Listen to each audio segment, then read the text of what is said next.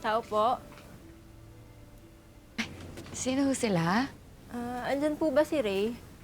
Ay, bakit ho?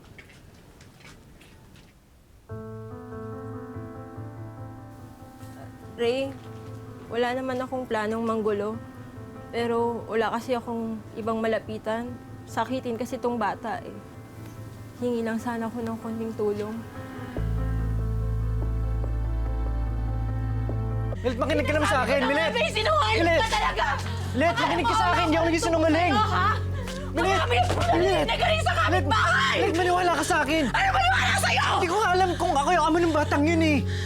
Hindi mo miyahe yun galing Baguio! Tapos sasabihin mo hindi ka sigurado! Milet, makinig ka muna sa akin! Ano ba? Oo, naging kami nun! Naging kasintahan ko siya! Oo! Inamin mo din! Nangyaya ka talaga! Nangyaya ka, sinungaling ka! Di pa tayo nun! Di pa tayo kasal! Di pa tayo nagsama! Milet! Bitawan mo! Ayoko na! Ayoko nang makita o malaman kung ilang babae pa yung darating dito bit-bit yung anak mo.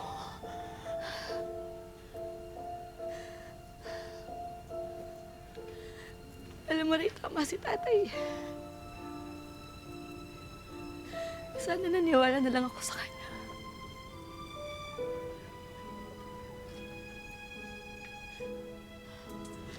Awa ka sa akin.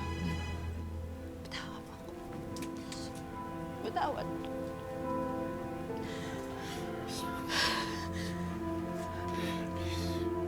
Alam mo, Ray, mabuti na siguro maghiwalay na lang tayo dalawa.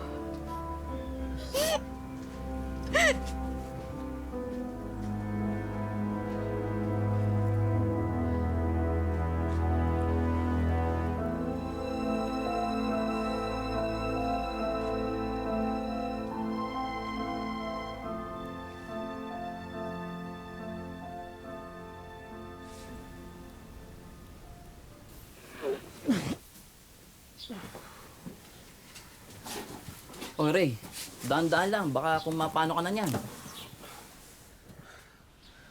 Kaya ka naman dito eh. Nag-iipon lang talaga ako ng ipapadala kay Milet. Tama naman yun. Pero kailangan mo ring ingatan yung katawan mo. Baka magkasakit ka. Ikaw din, mas lalong problema yun. Hindi ka lalo makapagpadala sa kanila.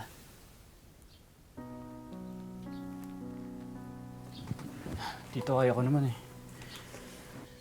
Ray, iniisip mo bang makabawi sa mag-ina mo? Lalo na kay Milet. Ang mabuti pa, pag-usapan nyo ng masinsinan. Kung kinakailangan humingi ka ng tawad, bakit di mo gawin? Di ba? Tsaka kailangan niyang malaman yung mga problema para maayos nyo.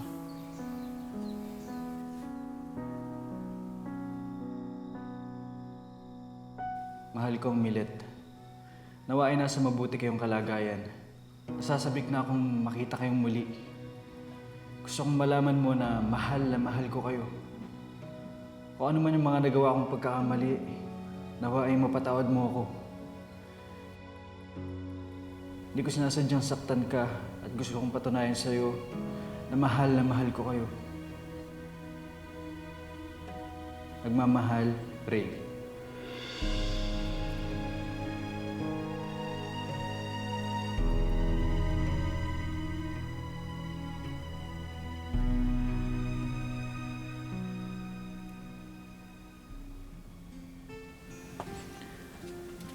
Ray.